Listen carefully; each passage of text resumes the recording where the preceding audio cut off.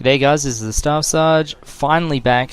Apologise for the long absence. I've had work and issues with motivation primarily, but that's irrelevant because now we're finally into the last set of missions. The mission is a dropship assault against an overlord and its attendant mech force. We are to spearhead the attack while Peter and his command lands move in on our right flank. Suggest assault mechs with long-range weaponry. Alright, so pretty good, this is a pretty good mission opener. Basically, all we have to do is put the pressure on them from one flank, while Peter's forces go around from the side.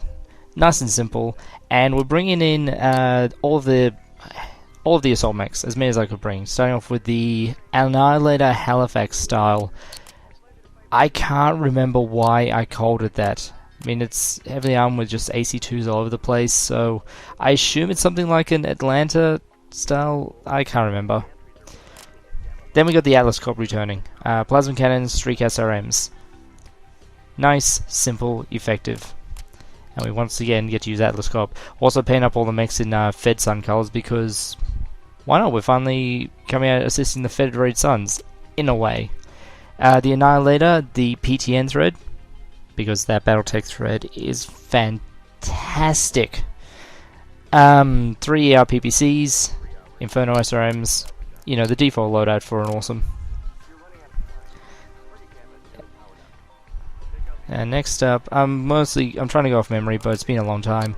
The Daishi's back and on the face, this time with Ultra AC20s and some pulse lasers, because why not? That thing's going to be the big damage dealer, assuming that the pilot can actually aim with it.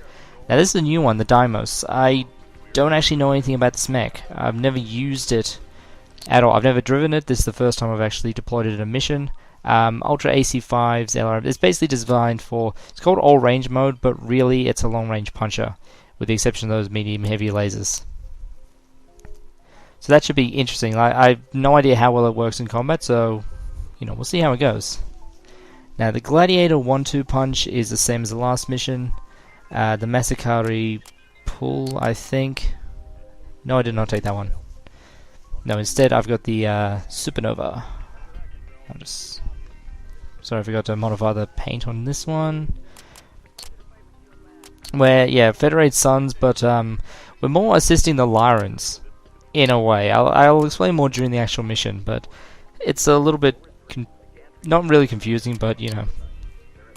Supernova is the same as last time, you know, the twin-linked, not twin-linked, this isn't 40k, those PPCs, but this is what I'm driving. Got ourselves a Fafnir, decided to paint up gold because, you know what, if you're pimping, you gotta go pimping. And I kept on the heavy Gauss and a whole bunch of ER medium lasers for backup. It's gonna run hot, exceptionally hot, but those medium lasers are in separate groups, so I should be able to manage the heat. And you hit anything with a double heavy Gauss, they go down hard.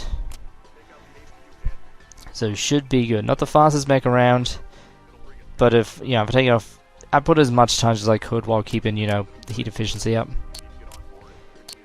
Should be all sweet. So yes, all assault mechs is pretty much required because you're going up against like a company and a half of battle mechs, and also a little surprise. The Lyran Alliance has lived beneath the tyranny of my sister Katrina for far too long. We are here to reclaim the throne of Farkad and correct the errors that have plagued the Lyran state. It is for this reason alone that I have returned from self-imposed exile. I pray that we are not too late to right the course of this troubled ship. Unit commanders, commence assault. Alright, pretty simple. Just get stuck in the first wave. You heard the man. Our line of attack is Alpha through Gamma. We have to keep the pressure on, setting them up for Peter's force to crash the right flank. Then we hit the dropship together. Yes, sir. Yeah, that's right. Who's the man? Oh yeah, baby. Yeah, there's a dropship around at the mission, and it's not fun. But to kick things off with, you have more mech combat, and this is actually pretty entertaining. Even though longbows still piss me off. But they're not shooting me, so I guess that's all good. Attack your closest target. Roger that. Roger that. Roger 6. Roger lead. On top of that, not only do you have the... Damn, Rubius. Allied command is calling for more pressure at Alpha. You must hit them as hard as you can. Copy that. We're on it. These brothers are serious. They'll break soon enough. Maintain good target discipline. We have a lot of friendlies in the area. Commander, don't overextend yourself. You must take out the forces at Alpha before moving in on the Overlord or face getting cut up between them. Yeah, not only do you have your most of a company, you've also got a couple of assistant mechs, mainly just a couple of awesomes that'll run around and Defenders at Alpha help shoot are stuff. broken. Inform Allied Command we are moving on Beta. Roger, I have a clear channel. I'm patching you through. Commander, we've broken the line at Alpha and are moving on Beta. Acknowledged. Keep those defenders tied down while I move my lance in from the opposite side. You're the anvil and I'm the hammer. Acknowledged. Engaging Beta. Nice, simple pincer maneuver. So here's a smash. Peter Steiner-Davion is actually Victor Steiner-Davion's younger brother. I had to actually do a bit of reading. I wasn't too familiar with him at all, you know, because mostly being a fanboy of VSD. I was an idiot child. Anyway, Peter's the younger brother, and you know he tried to live up to the family name, and that failed multiple times. And eventually, he got to the point where he said, you know what, just fuck you guys, fuck Victor, fuck Katrina, fuck the assassins and everyone. I'm just going to go off in exile. So he went off and lived as a monk. You know, because that's original. And then the FedCon Civil War happened, and he heard about all the really bad stuff that Katrina was doing because she's a bitch. And it's like, no, I think it's about time to come back. So he manages to rally. I can't remember which forces he rallies, but he gets a couple of the pro-Lyran units to follow him, and then he just goes all out, massive assault on Tharkad. And this is where we are right now. So he is related to VSD and to Katrina. It's just that he went missing for pretty much the entirety of the clan invasion. Take out the designated target. Roger. Word, Spectre. Roger. Okay, people, we don't have to overrun them. Just hold their attention while Peter's people do their work. I've had worse assignments. Target eliminated. Now wasted him, man. Target's destroyed. Bingo. Alright, there's the other assault unit. So the goal of this operation is not to push all the way into the dropship. The goal is to advance cautiously and make sure you get mixed up with all the enemies. You need to make sure your flanks are clear, because you don't want to be shot in the back like I'm being right now. That can end really badly. At the same time, you don't want to dawdle. You don't want to just, sit there just going, well, we've done our job, now they can go wreck their shit, because Peter's an actual unit in this mission, and if he gets killed and is riding a normal battle mech, so he can, if he's unlucky. Yeah, automatic mission failure. I had to do this mission a few times because that does happen. The other times when I had to restart it is, I'll get to that in a second. It's the one thing. It's the one thing I don't like. I mean, in a way, they had to have boss fights that weren't just. Well, I mean, the battle mech aces and the Solaris thing, those were kind of boss fights, but an actual proper hard as shit boss fight. And oh no, a Demolisher can't sustain 2 heavy Gauss. Gotta remember that. I really hope that was one of the... there we go, there's Steiner. It's actually Peter Steiner-Davion. That caused me a little bit of confusion when I was trying to research this. Because again, I don't know anything about him except that he's in this game. Which I guess makes sense, because as said, he goes into exile for, a hell of a long time. What else can I talk about this mission? Not much. What else can I talk about this game? Well, this is very much the final run. The ultimate goal is to overthrow... not Catherine. Beta force is neutralized. Now for the Overlord. Spectre, you and your people take point. The engines are heavily armored, but still the weakest point on that monster. We have to hit it hard and fast. Roger. Those light Gauss rifles it mounts will outrange us in any fight. But if we can stay outside of 600 meters, we can avoid their lasers. Punch it out! Damn it, Bulldog. Roger, Spectre. Copy.